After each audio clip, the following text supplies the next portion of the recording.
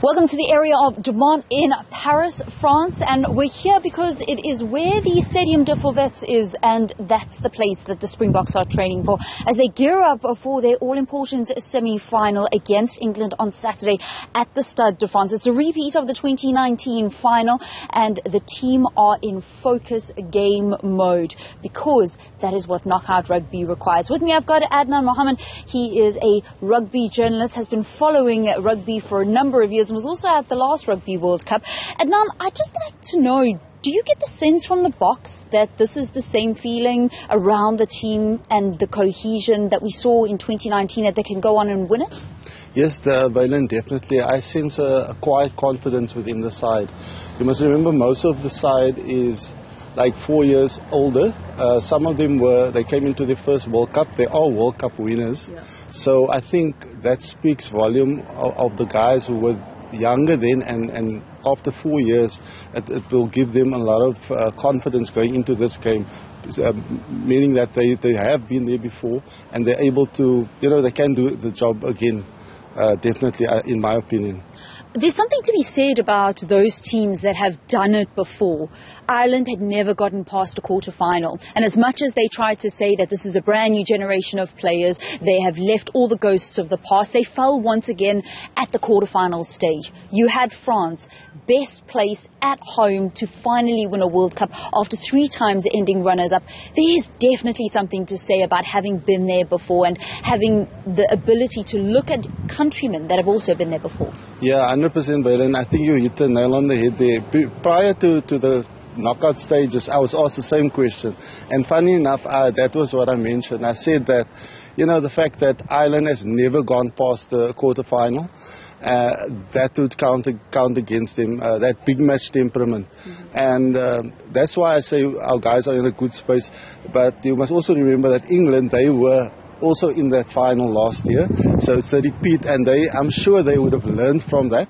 But the same would be, the same can be said for or the South Africans.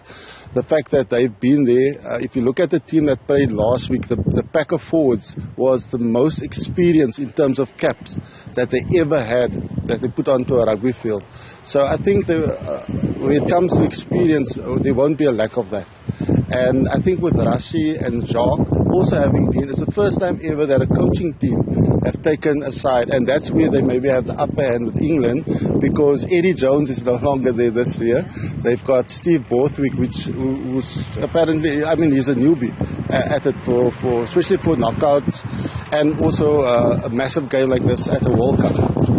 When it comes to England, one of the things that I think the team will have to just check themselves mentally is that not only are all, I'm sure they as rugby players, but the entire rugby-loving public were surprised to see England at the semi-final stage.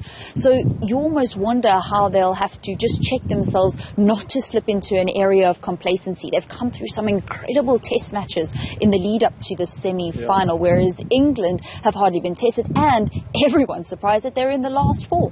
Yeah, I think that is maybe the biggest thing that counts against the Springboks. The fact that if you look back to 2019, England had just come off a massive win against the All Blacks, and going into that final, they were the favourites.